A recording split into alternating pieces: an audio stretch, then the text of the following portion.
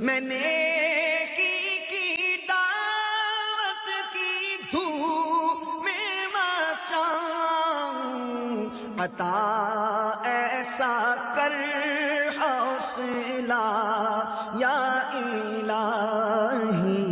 اعلیٰ حضرت رحمت اللہ تعالی علیہ 10 شوال المعظم بریلی کے علاقے جسولی میں آپ کی ولادت ہوئی، اور آپ کی ولادت سے پہلے ہی آپ کے والد صاحب نے خواب دیکھا تھا، اور جب اس خواب کی تعبیر معلوم کی تو بتایا گیا کہ تمہارے یہاں ایسے بیٹے کی ولادت ہوگی کہ پوری دنیا میں جس کے علم کا چرچا بلند ہو جائے گا۔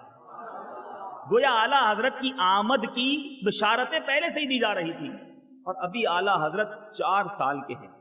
4 سال بہت چھوٹی عمر ہوتی ہے۔ امام عشق و محبت 4 سال کی عمر میں مدرسے جاتے ہیں، قاری صاحب سبق پڑھاتے ہیں۔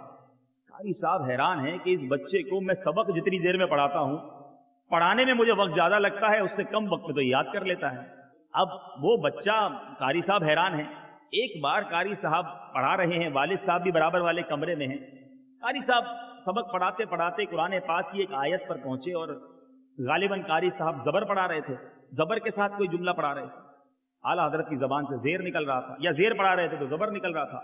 کافی دیر کوشش ہوئی، کتاب میں لکھا وہی ہے جو قاری صاحب پڑھا رہے ہیں، اعلیٰ حضرت اس کے الٹ پڑھ رہے ہیں۔ کافی دیر یہ کوشش ہوتی رہی تو والد صاحب تشریف لائے اور کہا کہ بیٹا کیا بات ہے، میں کافی دیر سے سن رہا ہوں، قاری صاحب آپ کو زبر پڑھا رہے ہیں، آپ زیر منہ سے نکال رہے ہیں، یہ تو اچھی بات نہیں ہے۔ اعلیٰ حضرت نے فرمایا ابو جان بات یہ ہے، میں کوشش کر رہا ہوں کہ جو قاری صاحب فرمائیں میری زبان سے وہی نکل جائے، مگر میری زبان سے زیر نکلتا ہے۔ والد صاحب نے سوچا ماجرا کچھ اور ہے، یہ بچہ کوئی آرڈنری بچہ نہیں ہے، یہ کوئی عام بچہ نہیں ہے۔ دوسری کتاب منگوائی گئی، قرآن پاک کا دوسرا نسخہ منگایا گیا۔ پتا چلا کہ جہاں قاری صاحب زبر پڑھا رہے تھے وہاں کتابت کی غلطی تھی، اصل نسخے کے اندر وہاں زیر ہی تھا۔ گویا اعلیٰ حضرت کی زبان سے کوئی غلط بات نکل جائے میرا رب پسند نہیں فرماتا تھا۔ امام عشق و محبت کی زبان سے جو نکلا آج تک وہ سنہری حروف میں لکھے جانے کے برابر ہے۔ اللہ تبارک و تعالیٰ نے بچپن ہی کے عالم میں اس عظیم ہستی کو غلطیوں سے مبرہ فرما دیا تھا۔ اعلیٰ حضرت رحمت اللہ تعالی علیہ کی سیرت میں مزید آگے بڑھیں، 13 سال چند ماہ چند دن، یہ عمر ہی کیا ہوتی ہے، ابھی 14 سال کے نہیں ہوئے، اعلیٰ حضرت نے درس نظامی کے تمام علوم پورے کر لیے۔ یہی نہیں، اپنے والد صاحب کی مسند پر بیٹھ کر فتویٰ لکھنا شروع کر دیا۔ 400 500 600 سال کی کتابیں اٹھا لیں، آج تک تو ہم نے نہیں سنا کہ اتنی چھوٹی عمر میں کوئی مفتی بن گیا ہو، اور ایسا مفتی بنا ہو کہ جس کے فتوے کی تصدیق پورے ہندوستان کے علماء کیا کرتے۔ یہی نہیں، ایک بڑا عجیب ماجرا ہوا۔ ایک بار ایسا موقع ہوا کہ ایک مسئلے پر اعلیٰ حضرت نے بھی فتویٰ لکھا، آپ کے والد صاحب نے بھی فتویٰ لکھا، اور اب جناب دونوں کا جو موقف تھا وہ الگ الگ تھا۔ والد صاحب کچھ اور فرما رہے تھے اس فتوے میں، اعلیٰ حضرت کی رائے کچھ اور تھی، اور یہ علماء میں ہوتا ہے، اختلاف رائے علماء کا امت کے لیے رحمت ہوا کرتا ہے۔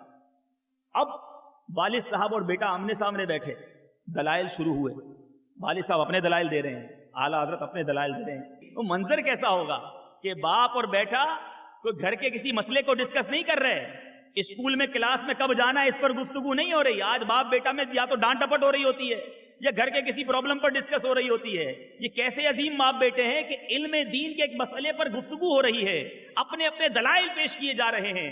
باپ اس بات پر سختی نہیں کر رہا کہ جو میں نے کہا ہے وہ مانو، میرے شاگرد ہو، میرے بیٹے ہو۔ باپ بھی جانتا تھا کہ اس کی علم و فراست کچھ اور ہے، گفتگو ہوتی چلی جا رہی ہے۔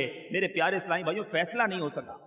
اب یہ طے ہوا کہ علماء رامپور جو ہیں ان کا بڑا ڈنکا ہے، ایسا کرتے ہیں بیٹا تم بھی اپنا فتویٰ ادھر بھیجو، میں بھی اپنا فتویٰ ادھر بھیجتا ہوں، دیکھتے ہیں کہ علماء رامپور اس پر کیا رائے دیتے ہیں، کس کو تصدیق ملتی ہے۔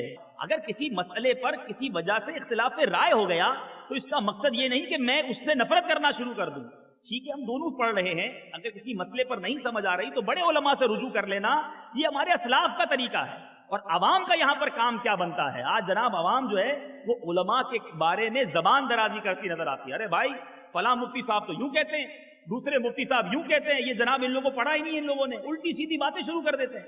میرے پیارے اسلامی بھائیوں، علم دین کی وسعت بہت زیادہ ہے، علماء مفتیان کرام اپنے علم کی روشنی میں جو سمجھتے ہیں وہ ہمیں بیان کرتے ہیں، تو ہمیں کبھی بھی علماء کرام کو آپس میں کمپیریزن نہیں کرنا چاہیے.